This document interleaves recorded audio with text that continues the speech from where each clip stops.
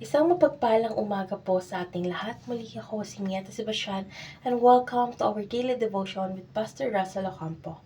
And today our devotion talks about the Trinity and fellowship, and our scripture is all about 1 John chapter 1 verse 3, and a version: we proclaim to you what we have seen and heard, so that you also may have fellowship with us.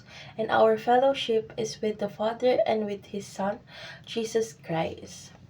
So, tungkol saan nga ba tong verse na ito? So, yung verse na ito ay tumutukoy sa layunin ng Ebanghelyo na magdadala ng pagkakaisa at pakikipag-ugnayan, hindi lamang sa mga mananampalataya, kundi sa Diyos mismo.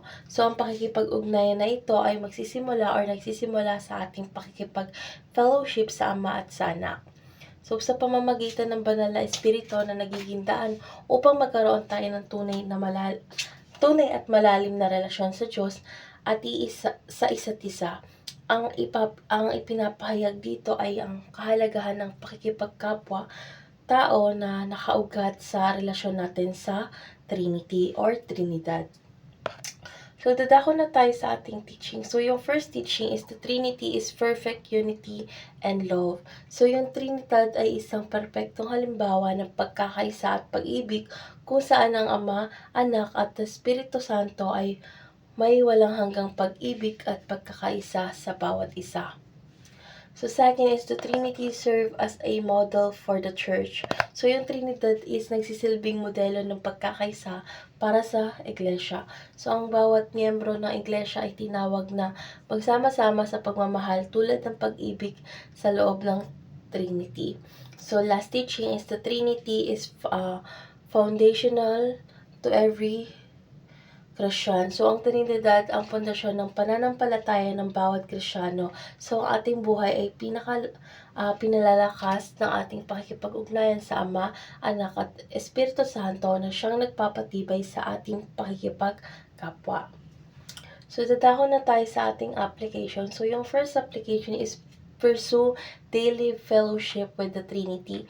So, gumawa tayo ng paraan upang araw-araw tayo makapag-fellowship sa Diyos sa pamamagitan ng panalangin, pagninilay sa Kanyang salita, at pagsunod sa Kanyang kalooban.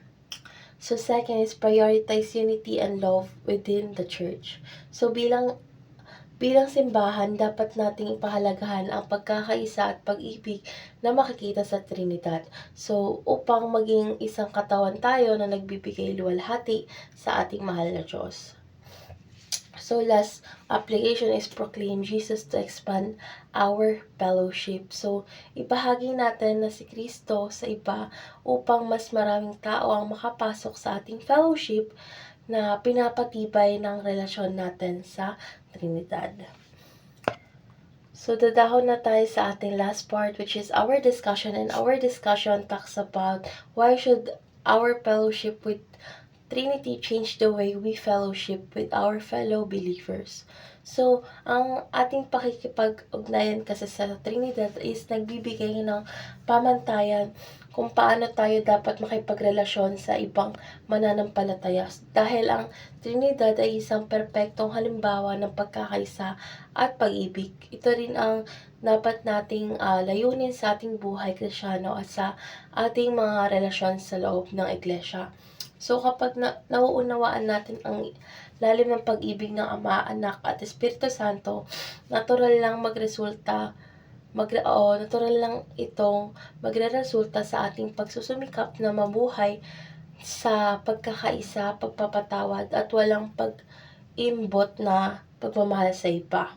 So, ang ating fellowship sa Trinidad kasi ay dapat magbunga ng mas malalim na pagsusumikap na lumikha ng isang komunidad ng mananampalataya na pinamumulaan ng pag-ibig at pagkakaisa. Tulad ng Trinidad na walang hiwalayan at ganap na nagkakaisa, gayon din dapat tayo sa iglesia. Dapat tayo magkakakapit pisik sa pag-abot ng ating layunin sa Diyos at sa pagtataguyod ng Kanyang kaharian. So, ang ating relasyon sa Trinidad ay nagiging gabay at inspirasyon sa ating pakikipag-ugnayan sa ibang Kristiyano at patuloy tayong gumagawa ng naaayon sa kalooban ng Diyos.